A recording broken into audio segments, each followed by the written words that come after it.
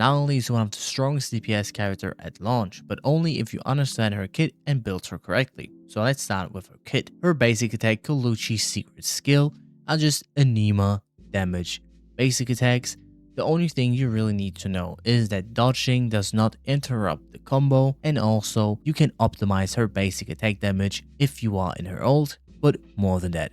On the ult section, her skill Colucci Holding Technique deals 5 instances of anima damage, and Nanally gains the Itchy Dimes authority effect that lasts 12 seconds or until Nanally is switched out, and this authority gives her a crit damage buff by 30%, and Nanally can ignore gravity and walk on any surface. Her ultimate, Colucci Ultimate Technique, deals 7 instances of anima damage and summons an underboss to fight alongside her. She also creates a small pull effect on surrounding enemies, and while underboss is active, it coordinates with all of Nanally's attacks to launch strikes, dealing anima damage that also count as follow-up attack damage. Her support skill is just a kick that deals 1 instance of anima damage to an area. Her first passive is More Than Passionate, fires 10 Lebensblume with Lebensstamm, reducing the interval between each shot to 1 second. Her second passive, Fair Duel, applies 1 follow-up attack to a single enemy,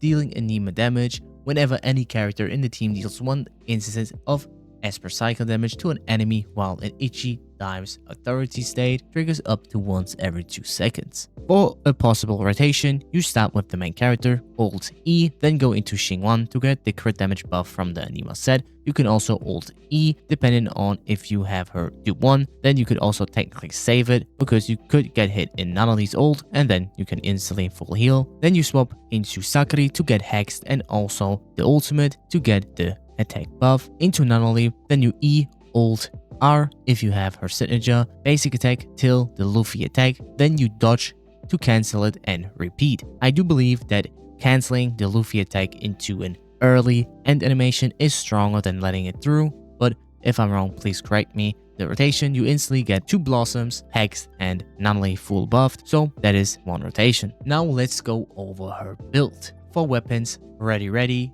it's her signature S-rank weapon, so it's obviously her best choice because it has crit rate, an increased attack percentage, increased basic attack and critical riposte damage, and also if you redirect skill or ultimate, you can get up to 10% damage bonus against bosses. For the last 5-star weapon, we have Fluff of Fortitude. It's a battle pass weapon arc, and it's a good secondary option.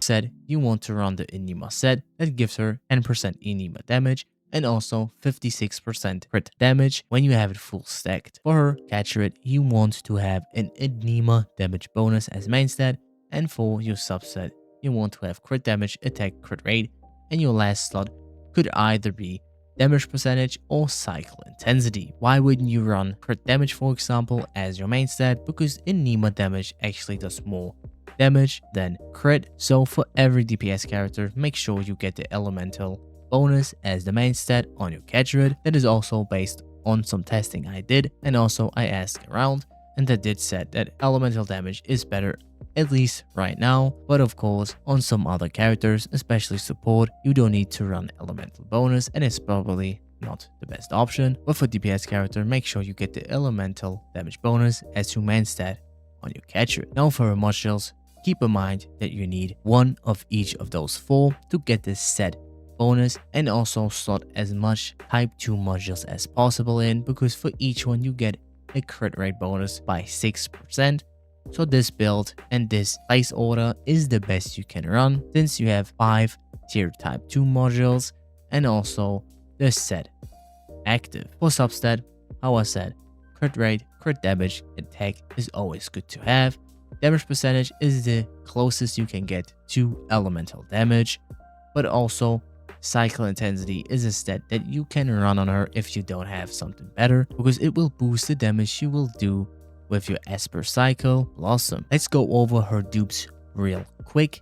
Do you need dupes on Nanally? No, you do not, but she has some pretty good dupes. For example, second member, underboss lasts 3 seconds longer, that is really strong, or extends the duration of Itchy times authority state to 15 seconds and without combat to 20 seconds, or underboss deals 30% increased damage.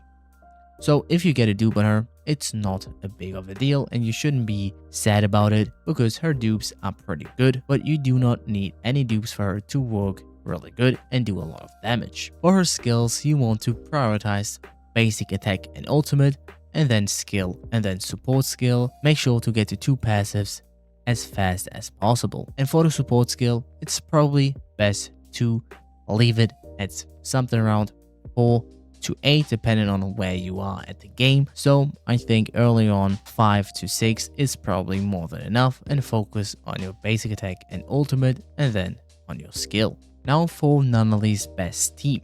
You want to get Blossom and also Hex, since it's the 2 Esper cycles that she really needs. To get that, you need a Cosmos character and also an Invocation character, but keep in mind that you will need another Anima character to actually get the crit damage of your Anima set. So with that in mind, you want to get the main character, Xingwan and Sakura.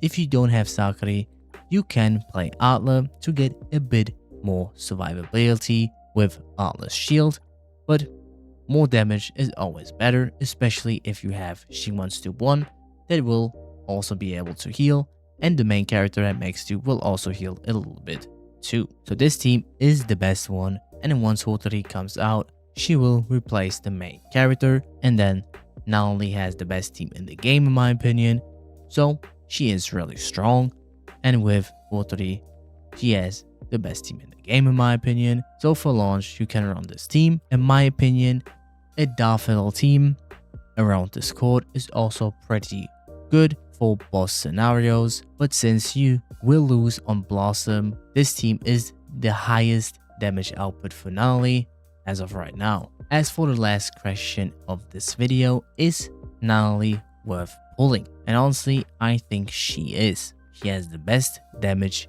right now, but that is obvious since she is the first limited character in the game and also in DPS. Don't forget that Hotori will boost her damage like quite a bit. I cannot show any footage with Hotori yet, but once I can, I will let you know as soon as possible. And yeah, overall, she is a really strong character. If you want to compare her with Hotori, for example, she does fall a bit short in terms of account value, but I think her being able to get re-rolled is pretty strong, especially if we really get 20 to 30 limited pulls. I think it is worth it to get her in your reroll and then just go on.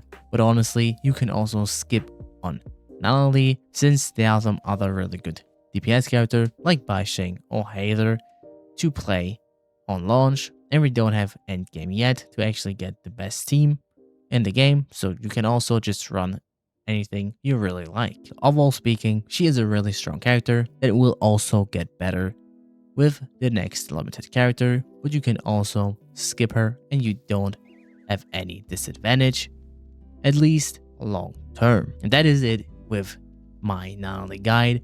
Let me know which character I should do next. I hope I can help you out. If I did something wrong, please correct me in the comments. And then thanks a lot for watching, take care, and see you guys in the next one.